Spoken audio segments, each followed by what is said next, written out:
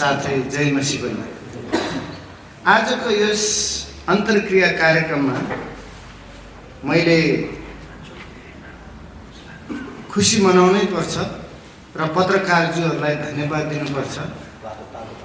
हामीले हाम्रो पत्रकारज्यूहरूबाट, जो म सबैको नाम लिनलाई असम्भव त होइन, तर पनि कुमारजीले जसरी उद्घोष गर्नुभयो, आजको यो आवश्यकता, आजको यो 21औं शताब्दीको क्रिस्चियन समुदायको लागि र राष्ट्रको लागि आवश्यकता के हो भन्ने विषयमा, हक र अधिकारको र पहिचानको विषयमा एक अन्तर्क्रिया कार्यक्रममा मलाई यसरी बोल्ने मौका दिनुभएकोमा म हृदयदेखि नै धन्यवाद दिन चाहन्छु। हामीले सुनिसक्यौँ हक, अधिकार र पहिचान। अहिलेको 21औं शताब्दीमा आइसकेपछि पनि नेपालमा म एउटा ऐतिहासिक क्रिस्चियन समुदायको संस्था, जो चाहिँ 2017 सालमा स्थापित भएको एनसीएफ नेपाल, 60 वर्ष पुरानो, जो चाहिँ नेपालमा हाम्रा अग्रजहरूले प्रार्थना सहित सुरु गर्नुभएको संस्थाको केन्द्रीय सचिवको हैसियतले र 6000 मण्डलीको एउटा अगुवाको हैसियतले म यहाँहरूसँग केही कुरा राख्न चाहन्छु। आजको यो आवश्यकता के हो भन्दाखेरि पहिचान, क्रिस्चियनहरूको पहिचान। सबैलाई थाहा छ कि संसारमा, विश्वमा क्रिस्चियनहरू चाहिँ एक समाजसेवा हो, जसले चाहिँ त्यो ग्रुपले चाहिँ आफ्नो मात्र निर्माण गर्दैन, राष्ट्रको पनि निर्माण गर्छ। र देशको एउटा निर्माणको लागि, हक र अधिकारको लागि सुनिश्चित गर्नको लागि एउटा जिम्मेवारी बोकेको व्यक्ति क्रिस्चियन समुदाय हो भन्ने कुरा चाहिँ सबैले जान्नुपर्छ। त्यसैले हाम्रो पहिचानको विषयमा कुरा गर्दाखेरि क्रिस्चियन समुदायको पहिचान आज नेपालमा यो पञ्चायतकाल, लोकतन्त्र, प्रजातन्त्र, बहुदल, निर्दल जे आए तापनि त्योभन्दा पहिला नै नेपालमा क्रिस्चियनहरू थियो कि। त्यसैले नेपाल एकीकरण हुनुभन्दा पहिला नै क्रिस्चियन समुदाय थियो।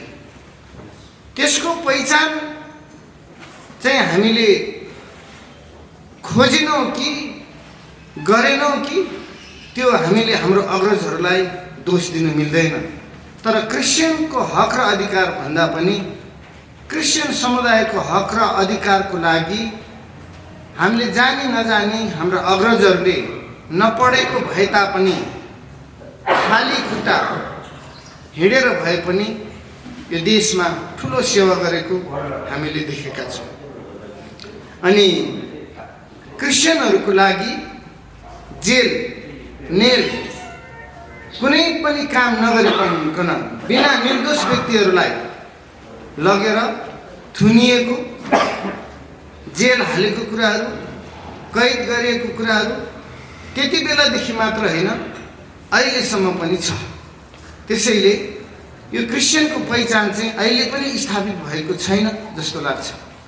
त्यसै सिलसिलामा एनसीएफ नेपालले त्यो समयमा गर्दै आए तापनि एनसीएफ नेपालले एउटा लक्ष्य के लियो भने, अब हामीलाई हक र अधिकारको लागि एउटा मण्डली स्थापना गर्ने काम एनसीएफले गर्छ भने समाजले चाहिँ समुदायको लागि काम गर्नुपर्छ भनेर एनसीएफ सुरु भएको हो। त्यसरी नै सामाजिक काम गर्दा गर्दै पनि हाम्रो हक र अधिकारको लागि को भिड्ने त, को लड्ने त, को अगाडि बढ्ने त भन्ने विषयको चासो लिएर क्रिस्चियन महासङ्घ स्थापना भएको। हाम्रो आफ्नो आफ्नो पाटो छ, यसमा विभेद छैन। तपाईले देख्नु भएको छ जताततै जाँदाखेरि पनि एनसीएस महासङ्घ एक हुनुपर्छ, एकता हुनुपर्छ। हामी एकतामा छौँ, हामी एकै ठाउँमा छौँ, यहाँ विभेद छैन, फरक छैन। हाम्रो उद्देश्य एउटै छ, लक्ष्य एउटै हो। त्यसैले हाम्रो उद्देश्य र लक्ष्य प्राप्तिको लागि हामी फरक फरक पाटो भएर गएको मात्रै हो। जनसमुदायले र मण्डलीहरूले यो बुझ्नु पर्यो कि क्रिस्चियन महासङ्घ र एनसिएस भनेको चाहिँ फरक हो, अनेकता छ भन्न मिल्दैन। हामी एक छौँ। हामीले आफ्नो आफ्नै काम गरिराखेको छ। तपाईले हेर्नुभयो भने एनसिएफ नेपालले विगतको दिनहरूदेखि मण्डली निर्माण र पास्टरहरूसँगको एउटा सहकार्य गरेर आत्मिक कुरा मात्रै हेरिराखेका छन्। इसाई समाजले सम्मेलनको कुराहरू, तालिमको कुराहरू, विज्ञप्तिको कुराहरू गरिराखेको छ। तर महासङ्घले सरकारसँग गएर टेकल गर्ने कुराहरू गरिराखेको छ। त्यसैले कसले के गर्नुपर्ने, सबै एनसिएफले गर्नुपर्ने, सबै महासङ्घले गर्नुपर्ने, सबै एनसिएफले गर्नुपर्ने होइन। त्यसैले फरक व्यक्तित्व, फरक पहिचान, तर उद्देश्य एउटै, लक्ष्य एउटै हो। त्यसैले तपाईले हामीले बुझ्नुपर्ने कुरा चाहिँ आज मसँग यहाँ महासङ्घको अध्यक्षज्यू श्री गजराज्यू पनि हुनुहुन्छ। हामी हाम्रो पहिचानको लागि लडाइँ गर्दै आएको व्यक्तिहरू हौँ। तर मैले पनि वीर बहादुरको लागि भनेर कहिले पनि लडाइँ लडेको तपाईले देख्नु भएको छैन। श्री गजराज्यूले पनि मेरो लागि, गहतराजको लागि भनेर लडेको मैले देखेको छैन। इसाई समाजले पनि इसाई समाजको कुनै व्यक्तिहरूको अध्यक्षको लागि भनेर लडेको छैन। तीनजना व्यक्तिले नै क्रिस्चियनको हक र अधिकारको विषयमा लड्दै आएको कुरा यहाँहरूलाई अवगतै छ। त्यसैले आजको यो पत्रकारज्यूहरूको यो मिडिया मार्फत अथवा सञ्चार मार्फत अथवा यो कुनै पनि तपाईहरुको प्रस्तुति मार्फत म यो अवगत गर्न चाहन्छु। नम्बर 2 मा हामी एक छौं, हामी एकै ठाउँमा छौं, हामी विभिन्नतामा एकता छ। फुलबारी भित्र कुनैमा चाहिँ एकदम गोदावरी फूल होला, कोही तिहारको फूल होला, हैन, कुनै लालुपाते फूल होला, तर फूल फुलै हो। हामीसँग यो फूललाई हामीले राम्रोसँग कहाँ राख्नु पर्ने हो राख्यौं भने त्यसले हामीलाई शोभा दिन्छ। तर फूल टिपेर दिदीबहिनीले यहाँ टाउकोमा सिउर्यो भने त्यो दिदीबहिनीलाई कति सुहाउँछ, दाजुभाइले खल्तीमा राख्यो भने कति सुहाउँछ, तर हातमा बोकेर हालेर हिँड्यो भने के हुन्छ, हैन? केही समय देखेला तर त्यसको शोभा हराउन सक्छ। त्यसैले हामी एउटा फुलबारीमा छौं, एनसिएफ र एनसिएस र महासङ्घ एकै ठाउँमा छौं भन्ने कुरा चाहिँ म सन्देश दिन चाहन्छु। नम्बर 2, क्रिस्चियनहरुको हक र अधिकारको लागि र पहिचानको लागि भनेर मैले विगतमा म कुनै पनि राजनीतिमा थिएँ। म कम्युनिस्ट ब्याकग्राउन्डबाट म क्रिस्चियन भएको व्यक्ति। आज कम्युनिस्ट समुदायमा, कम्युनिस्ट भित्र पनि एउटा पार्टी भित्र, हामीले राजनीतिक संगठन भित्र पनि राजनीति गरेर आएको एक व्यक्ति हुँ। राजनीति भित्र धर्मको कुरा हुँदैन, राजनीति भित्र आस्थाको कुरासँग प्राथमिकता हुँदैन, राष्ट्र निर्माणको कुरा हुन्छ, व्यक्ति निर्माणको कुरा हुन्छ। त्यसैले जहाँ व्यक्ति निर्माण हुन्छ अनि राष्ट्र निर्माण हुन्छ त्यहाँ चाहिँ एउटा पहिचान पनि स्थापित हुन्छ। हामीले हाम्रो देशलाई, मेरो एजेन्डा भनेको के हो भने हामीले व्यक्ति निर्माण गर्ने हो। व्यक्ति निर्माण गर्दा हक र अधिकारको कुरा त्यो भित्र आउँछ।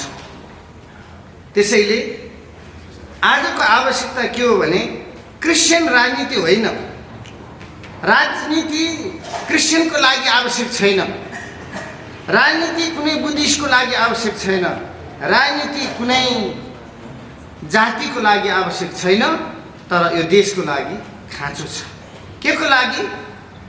हरेक व्यक्तिको हक र अधिकारको सुनिश्चित गर्न र ठिक ठाउँमा पुगेर राज्य सञ्चालन गरेर कमजोर व्यक्तिहरूलाई, अल्पसंख्यक समुदायलाई हक र अधिकार दिलाउनको लागि त्यो ठाउँमा जाने हो।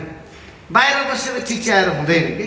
यो समय भनेको ढुङ्गा हान्ने, बत्ती बाटोमा चाहिँ आगो बाल्ने अनि चक्का जाम गर्ने, टायर बाल्ने समय होइन। अहिलेको अवस्था भनेको एकदम समय नै अहिले ब्याचलर लेभलको भइसक्यो, डिग्री लेभलको आइसक्यो।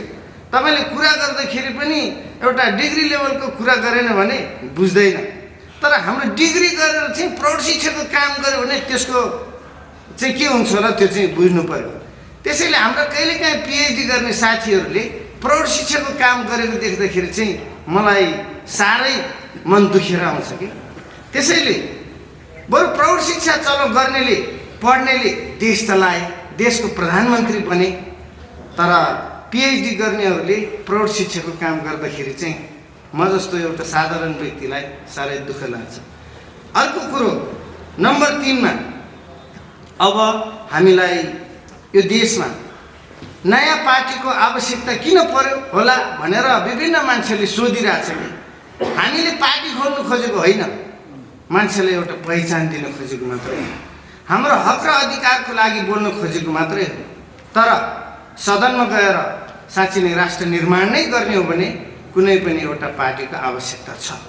अहिलेको समयले के माग गरिराखेको छ भने नयाँ नेतृत्व, नयाँ व्यक्ति खोजिरहेको छ। पार्टी सबै राम्रो छ, पार्टी भनेको निर्दोष छ, तर त्यो व्यक्ति चाहिँ खराब भएको कारणले हामीलाई समस्या आएको मात्रै हो। हाम्रो क्रिस्चियन समुदायको लागि यहाँहरूले बुझ्नुभएको होला, म आफै पनि एनसिएफको केन्द्रीय सचिवको हैसियतले र महासङ्घ इसाई समाजको एउटा मिटिङ भएको थियो। हामी झन्डै बानेश्वरतिर कहाँ एयरपोर्ट छेउमा हामीले के गर्ने भन्ने विषयमा हामी 3 जनाकै सिग्नेचर गरेर हामी चाहिँ राष्ट्रमा चाहिँ आह्वान गरौँ भन्ने बेलामा मलाई चाहिँ कता कता लागेको थियो कि 10 जना मान्छेले सिग्नेचर गरे पनि उद्देश्य एउटै हो भने 1 जना मान्छेले सिग्नेचर गर्दा पुग्छ के। त्यसैले 10 ठाउँमा 10 जना मान्छे हुनुपर्छ भन्ने छैन, यो आवश्यकता हो। अनि हामी चाहिँ 10 पन्नामा 10 जना मान्छेले 10 ठाउँ सही गर्नुपर्छ भनेर अनेकता देखिया मात्रै हो, तर हाम्रो त्यसमा अनेकता छैन। अब यहाँहरूलाई अर्को कुरा के गर्न चाहन्छु भने हाम्रो नेपालमा हामी बाँचेका छौँ। हाम्रो हक र अधिकारको लागि सुनिश्चित गर्नको लागि संविधानमा उल्लेख भइसकेको छ। तपाईलाई थाहा छ क्रिस्चियन समुदायको लागि कारबाही कति गर्ने भन्दाखेरि पहिला चाहिँ 6 वर्षको जेल हाल्ने, 5 वर्षको जेल हाल्ने, 3 वर्षको जेल हाल्ने भनेर संविधान संशोधन गर्नको लागि एउटा समय आएको थियो कि। त्यो बेलामा यही होटलमा एउटा मिटिङ भएको थियो क्रिस्चियन हाम्रो अग्रजहरूको लागि, जो अहिले पार्टीको नेताहरू पनि हुनुहुन्छ। 3 वर्ष जेल चाहिँ आछ, के गर्ने भन्दाखेरि होइन 3 वर्ष चाहिँ धेर भयो, 1 वर्षसम्म चाहिँ ठिकै छ भनेर पारित गराउने साथीहरू अहिले चाहिँ क्रिस्चियनलाई चाहिँ कानुन लाग्यो भनेर हिँडिरहेछ कि। त्यो बेलामा बहिष्कार गरेर हिँड्ने मान्छे पहिलो मै हो। यो हुँदैन, 1 मिनट जेल भने पनि त्यो सजाय हो कि। त्यसैले क्रिस्चियन समुदायको लागि 1 मिनट पनि जेल हुनु हुँदैन, धार्मिक स्वतन्त्र हुनुपर्छ भन्ने एजेन्डा उठाएर हिँड्ने मान्छे आजभन्दा 10 वर्ष अगाडिको मान्छे मै हो। आज यो अवसर मिलेको छ।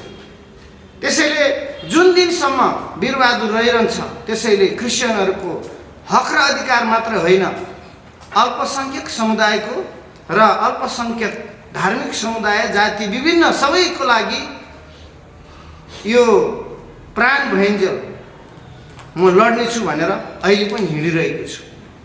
म कुनै पनि पार्टीको छैन, अहिले म सबै पार्टीबाट स्वतन्त्र छु। तर यदि यो देशमा यी पार्टीमा लागेकाहरू जो केपी ओलीजी जस्ता, प्रचण्डजी जस्ता, यो शेरबहादुर देउवाजी जस्ता, बिपी खनाल, भरतगिरी जस्ताहरूले यो देशमा निकास दिएन भने वीरबहादुरहरू जस्ताले निकास दिन्छ। बाध्य भएर पार्टी खोल्नुपर्ने स्थिति आउँछ। यो मेरो उहाँहरूलाई सचेत गराउने समय हो। पार्टी खोल्नु नै ठुलो कुरो होइन, तर पार्टी जति सक्दो खोल्दै जानुस्, म उत्साह दिन चाहन्छु। सबैजना अध्यक्ष बन्नुहोस्, सबैजना महासचिव बन्नुहोस्, पद बोकेर घरमा बसेर केही हुनेवाला छैन। राजनीति भनेको समाज सेवा हो। म उहाँहरूलाई भन्न चाहन्छु, हाम्रा साथीहरूले देशको लागि के गर्नु भएको छ? एक बोरा चामल बाँड्नु नै देशको सेवा होइन। राष्ट्र निर्माणको काम के गरेको छ? त्यो चाहिँ हाम्रो लागि चुनौती छ। त्यसैले हाम्रो अल्पसङ्ख्यक समुदायमध्ये त्योमध्ये क्रिस्चियन समुदाय पनि हो। क्रिस्चियन समुदायको लागि अहिलेदेखि मात्र होइन, पञ्चायत कालदेखि बोल्दै आएको मध्ये म पनि पर्दछु। संविधान सुझाव समितिमा संविधान लेखनको लागि सुझाव समितिको लागि हामीले कति 7 बोरा कि 9 बोरा ल्याएर सदनमा बुझायो। यहाँ हुनुहुन्छ महासङ्घको अध्यक्षज्यू, इसाई समाजको एनसिएफको लगेर पार्टीको नेताहरूसँग गएर त्यस्तो ज्ञापन पत्र कति बुझाए कसैले पनि सुनाए भएन। त्यसैले अब हामीले समय र परिस्थितिको आवश्यकता अनुसार, समयले मागे अनुसार कथाले कुन हिरो माग्छ त्यो हिरोलाई ल्याएर हामीले फिल्म बनाउने हामीले चेष्टा गरेका छौँ। यदि जनताहरू चाहिँ कलाकार भन्दा पनि उहाँहरू चाहिँ एउटा निर्देशक हो, यदि यो देशको जनताहरूले हामीलाई हिरो बनाउनु भयो भने हामीले राम्रोसँग फिल्ममा खेल्न जानेको पनि छौँ क्या। त्यसैले म हिरो होइन, हामी साधारण मान्छे हो। यदि तपाईँहरूले बनाउनु भयो भने बन्न सक्छ। त्यसैले आजको आवश्यकता तपाईँहरूलाई मैले छोटकरीमा बताएँ। अब कसले गर्ने त यो भन्दाखेरि भित्रदेखि इच्छा भएको हुनु पर्यो, कसैले बनाएर होइन। म चितवनदेखि हिजो आएँ किन भन्दा मेरो इच्छाले लिएर आएँ कि यहाँनिर। मेरो पैसाले पनि ल्याएन, मेरो हिम्मतले ल्याए, मेरो इच्छाले लिएर आयो। अनि त्यसमा चाहिँ हिम्मत हुनुपर्छ। त्यसैले जङ्गलमा हिँड्ने हो भने बाघ छ भन्ने कुरा थाहा हुनु पर्यो र त्यो जङ्गलभित्र हिँड्नलाई हतियारले हुँदैन, पैसाले पनि हुँदैन, हिम्मत चाहिन्छ। त्यसैले आउने दिनहरूमा क्रिस्चियन समुदायको हक र अधिकारको लागि हिम्मत भएको व्यक्ति चाहिन्छ। त्यसैले म अनुरोध गर्न चाहन्छु, यदि तपाईँहरूले पनि अझै यो समयमा बुद्धि पुर्याएर काम गर्नुभयो भने अझै पनि समय छ भन्ने एउटा सन्देशको साथ आउने दिनहरूमा तपाईँहरूले अनेकताको कुरा नल्याउनुहोस्। पार्टी भनेको एउटा दर्शनको कुरा हो। मान्छे मिल्यो भने संविधान पनि मिल्छ, मन मिल्यो भने सबै कुरा मिल्छ, कुरा पनि मिल्छ। त्यसैले विधान भनेको हामीले बनाएको, हामीले नै संशोधन गर्नको लागि हामी त्यो ठाउँमा जाउँ। हाम्रो हक र अधिकार सुनिश्चित गर्नको लागि त्यस्तो दर्शन र लक्ष्य बोकेको व्यक्तिलाई पठाउनुहोस् भन्ने अनुरोध गर्दै हामी एक ठाउँमा छौँ, एकतामा छौँ, विभिन्नतामा एकतामा छौँ भन्दै यो मेरो केही भनाइहरू यहीँ राख्न चाहन्छु। धन्यवाद।